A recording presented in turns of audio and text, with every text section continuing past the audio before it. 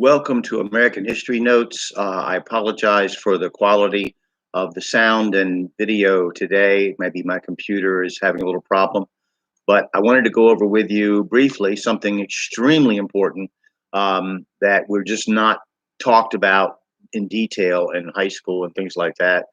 The Native Americans of the East Coast, there was an epidemic in the early part of the 1600s or 17th century that wiped out a great many of these people on the East Coast. The previous populous coast I talked about before, with evidence from eyewitnesses that said it was densely populated and well defended, the previous populous coast became empty, void of life. It is reported that village after village contained nothing but the bones of their former inhabitants. Arthur Speece of the Maine Historic Preservation Commission and Bruce Speece of the Medical College of Virginia, I don't know if they're brothers or related, claimed that the epidemic was probably viral hepatitis spread by contaminated food. Merchant Thomas Morton reported that the Indians, quote, died in heaps as they lay in their houses. In panic, the healthy fled from the sick and carried the disease to neighboring communities. Behind them, the dying were left to be fed on by vultures and vermin. Beginning in 1616, Mann, a 1491 book, tells us the pestilence took 3 years to exhaust itself and killed 90% of the native population of New England. And so the land was prepared for mass European colonization. The book Tribal Wars of the Southern Plains by Stan Hoig gives us an idea of what may have been the situation in the southwestern United States. Not having the horse, an argument against the whole Bering Land Bridge theory is why wouldn't horses have crossed from Asia with people on foot, or firearms. The Native Americans we know today as Cheyenne, Apache, Comanche, Sioux, etc., fought, according to accounts of early European explorers and archaeological evidence, great land battles with footmen using bow and arrow, tomahawks, shields, lances, spears, and knives. Long before the European came, the plains were massive battlegrounds where different tribes lived in a violent world of a warrior culture.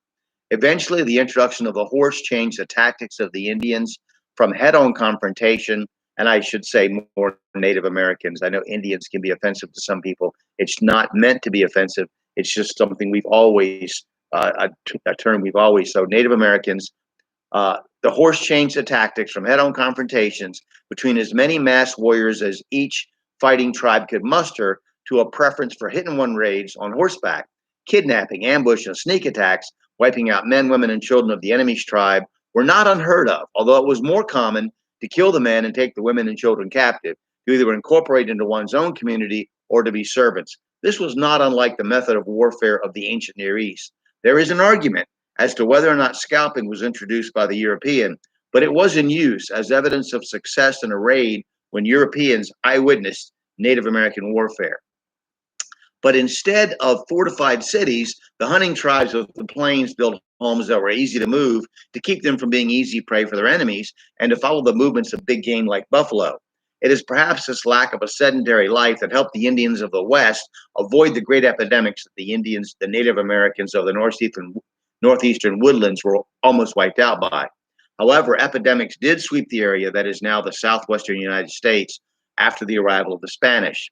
The issue in regard to disease is that native population of Americas had little or no resistance to smallpox, influenza, measles, and typhus, and large segments of their populations were killed by these diseases.